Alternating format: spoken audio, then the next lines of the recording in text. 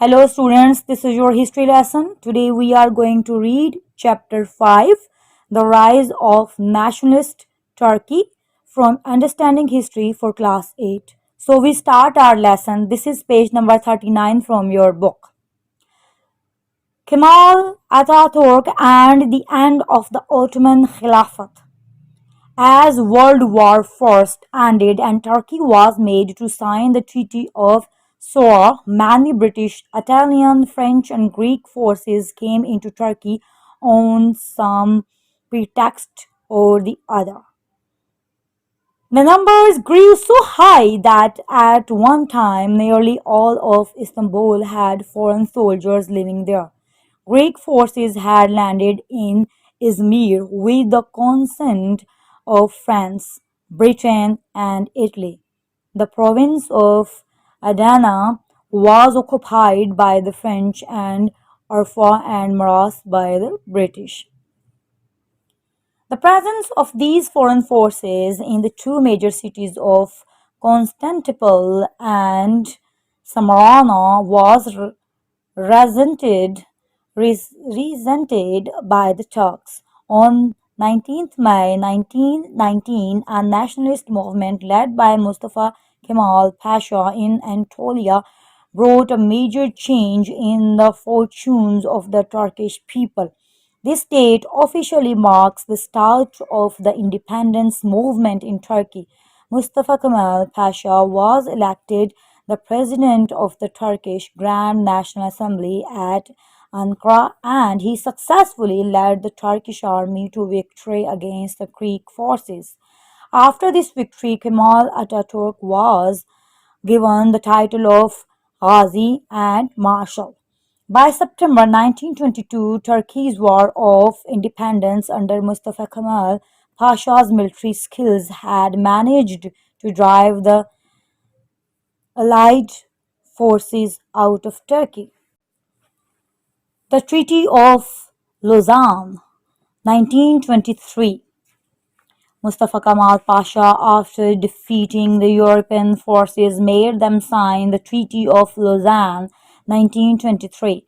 This treaty gave back to the Turks what they had lost under the Treaty of Sohr. Turkey regained all the land that it had lost to Greece, and it no longer had to pay for war damages as demanded earlier by the Treaty of Sohr. Moreover, under the Treaty of Lausanne, all countries recognized the independence of Turkey and it was declared a republic by Mustafa Kemal Pasha with its capital at Ankara. However, the Arab lands under the Ottoman Empire, according to the terms of the treaty, were given to Britain and France as mandates. A mandate meant that a member state of the League of Nations could be commissioned by it to administer another treaty. France controlled Lebanon and Syria. Britain had Transjordan, Palestine, and Iraq. It was during this time and Jews were allowed to settle in Palestine under the Balfour Declaration, creating a lasting problem in the Middle East. Kemal Atatürk 1881 to 1938. Mustafa Kemal Pasha was an Ottoman Turk who at the age of 12 joined the Salonika military school. He then went on to join the Ottoman Military Academy and graduated from the Ottoman Military College at Constantinople in 1905. He distinguished himself as a military officer and was responsible for the famous defeat of the Allied army at Gallipoli. Students, distinguished here mean successful and noble in manner. Mustafa Kemal became the first president of the Republic of Turkey. The Ottoman Sultanate was abolished in 1922 and the Khilafat, which the Ottoman sultans had held for the past nearly 500 years since 1444 came to an end in 1924. Abolished means formally put an end to system, practice, or institution. Thus, Turkey gave up the spiritual leadership of the Muslim world, which no other Muslim country had claimed since then. Mustafa Kemal Pasha wished to reform Turkey into a modern, westernized, secular here, not connected with religious or spiritual matters secular nation state. He did this by taking and adapting the political, legal, and cultural codes of the European nations as the basis of his government. The Turkish language was given a new script in Roman, creating a separate identity for the Turkish peoples. The traditional Sufi orders were discouraged and madrasas were closed down and replaced with a westernized and modern curriculum. The Georgian calendar replaced the Islamic calendar and the fez headgear was replaced by the Western hat for men. Similarly, compulsory head covering for women was abolished. Mustafa Kemal realized the vital role of education, vital, absolutely necessary or essential. Vital role of education in the uplift and progress of his country and its people. Schooling was made compulsory. He himself went around the countryside teaching the people and encouraging learning. Mustafa Kemal wanted to modernize Turkey and bring it at par with developed nations. He studied the laws and systems of the West and adapted them for Turkey.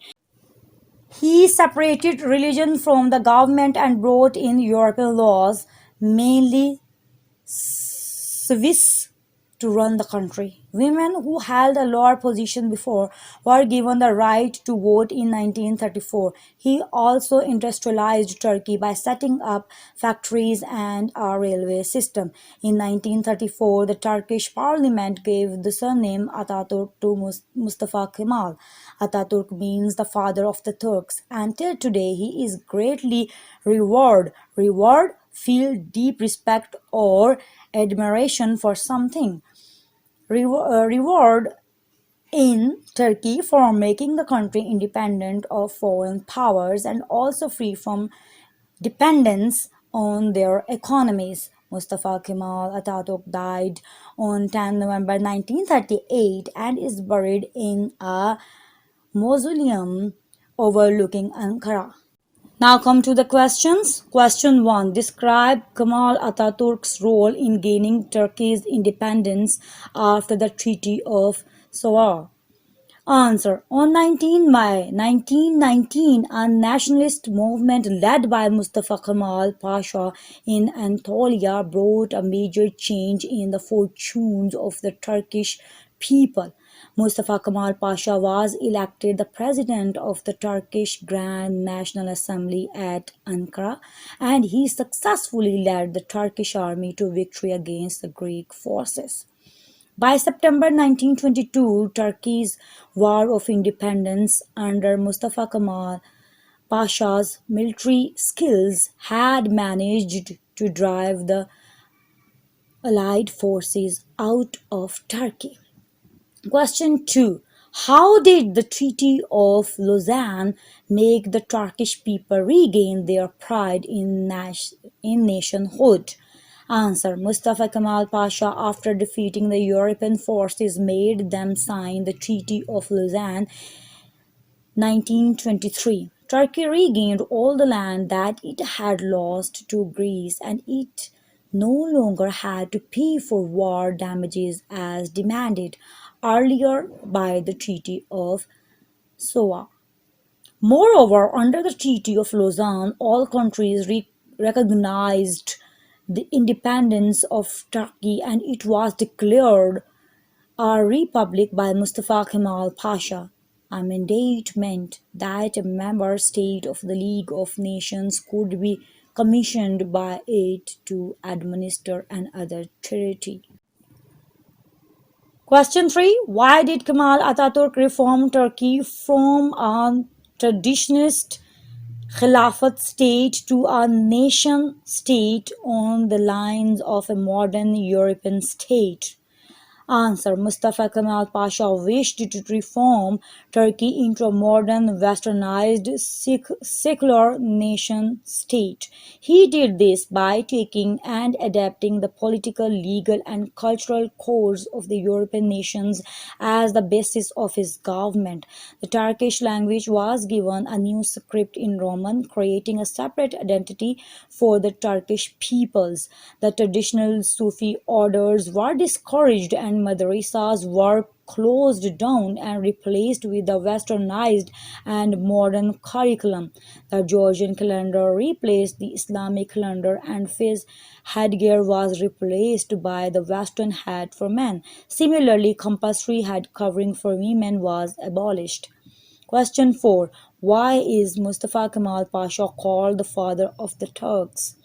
Answer. In 1934, the Turkish parliament gave the surname Ataturk to Mustafa Kemal. Ataturk means the father of the Turks, and till today he is greatly revered in Turkey for making the country independent of foreign powers and also free from dependence on their economies. Question 5. What, in your view, was the most important reform made by Ataturk? Explain why. Answer. Mustafa Kemal wanted to modernize Turkey and bring it at par with developed nations.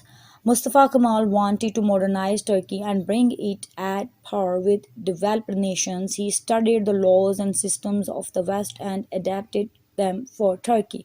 Mustafa Kemal realized the vital role of education in the uplift and progress of his country and its people. Schooling was made compulsory. He himself went around the countryside teaching the people and encouraging learning. He separated religion from the government and brought in European laws, mainly Swiss, to run the country. Women who held a lower position before were given the right to vote in 1934. He also industrialized Turkey by setting up factories and a railway system.